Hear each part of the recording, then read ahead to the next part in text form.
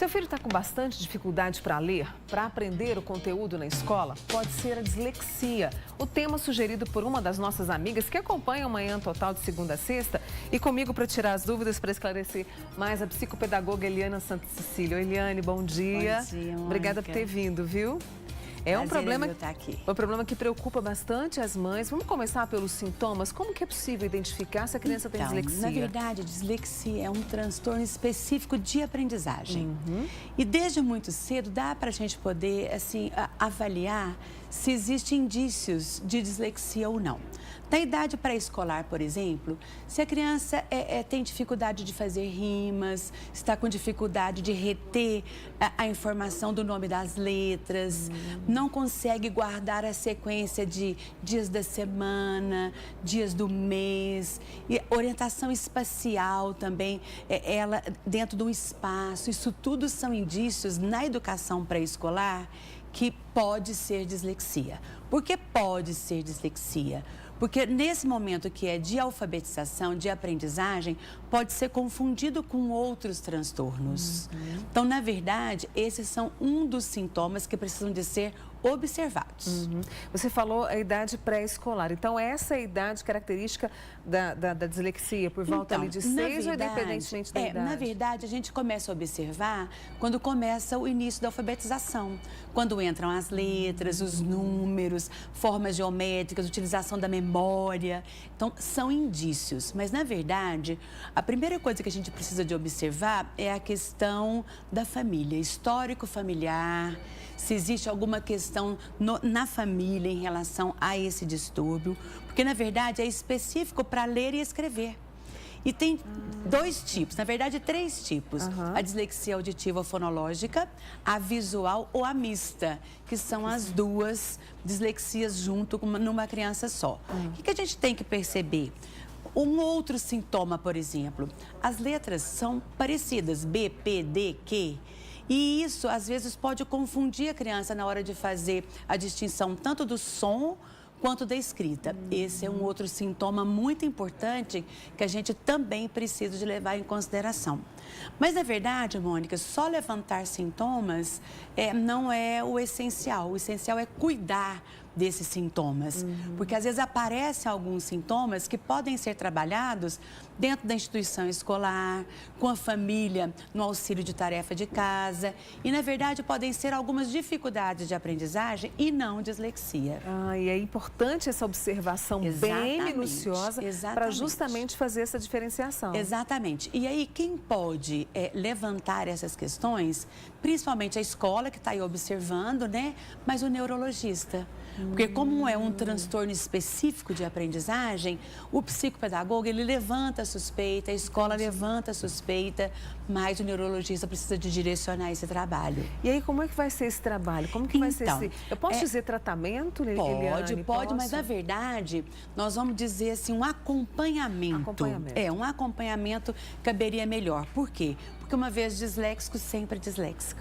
E aí nós vamos acompanhar para que ele aprenda a aprender melhor. Entendi. Então, os tratamentos ou os acompanhamentos seria o acompanhamento fonoaudiológico, para trabalhar a consciência fonológica, a consciência do som, na verdade, e o trabalho psicopedagógico para que a criança aprenda a como lidar com aquela dificuldade, a inversão de letra, a espelhamento de letra, às vezes algumas pistas para que a gente possa colocar seguindo o dedinho para fazer a leitura, e outras que a escola precisa de abrir mão do sistema tradicional de atender aquele aluno, porque ele tem direitos específicos de ser tratado de uma forma diferente no sentido do tempo para fazer as avaliações, talvez um leitor para fazer a leitura dos enunciados, porque uma das grandes questões, quando o aluno já está no primeiro segmento do ensino fundamental, ele não consegue fazer boas avaliações porque ele não entende o que está escrito.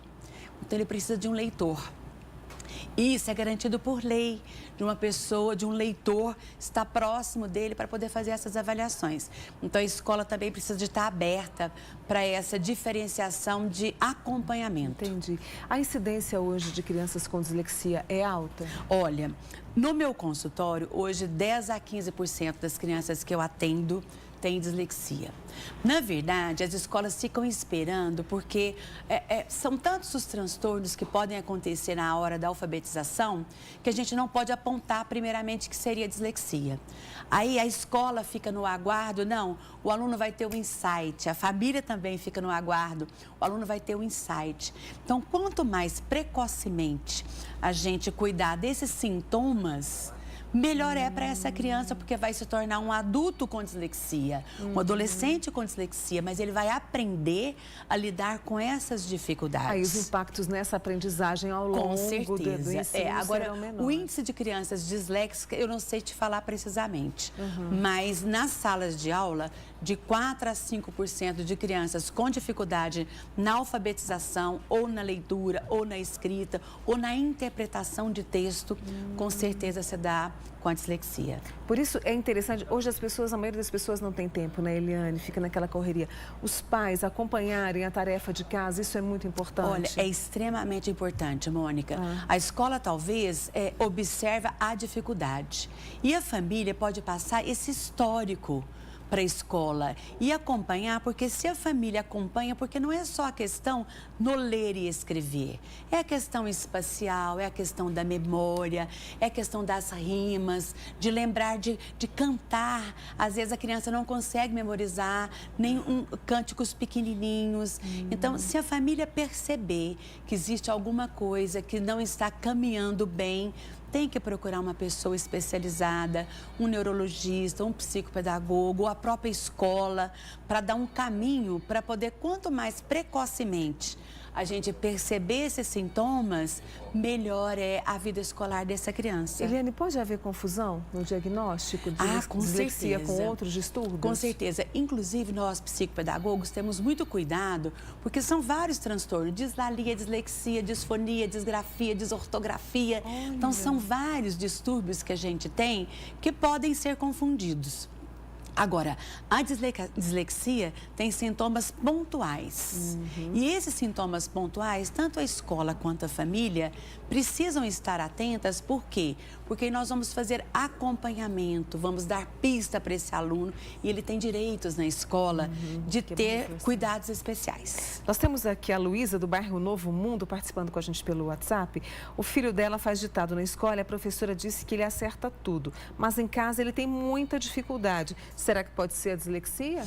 Então, na verdade, só a dificuldade de escrever eu não posso pontuar. A gente precisa de fazer uma investigação melhor. Então, talvez ela pensar na família, se existe alguém com essas dificuldades de escrita.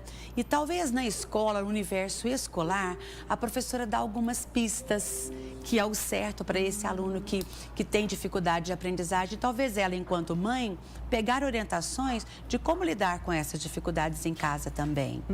Porque aí vai se equilibrando. Com certeza, e vai acompanhando essas dificuldades. Eu vou te fazer uma pergunta que eu não sei se ela tem muita lógica, mas vamos lá, né? A dislexia, quando não acompanhada, quando eu não consigo identificar, né? Isso pode atrapalhar até na escolha da profissão? Então, na verdade, sim.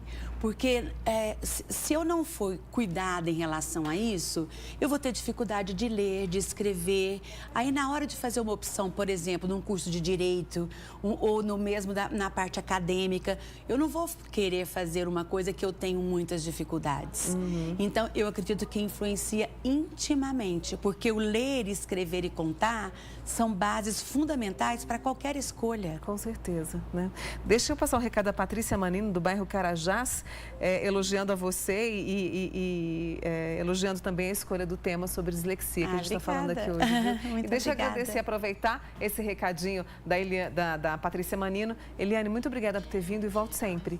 Obrigada, prazer estar aqui, tá? Essa é Eliane Santa Cecília, psicopedagoga, com a gente, começando amanhã, né? Aqui no Manhã Total.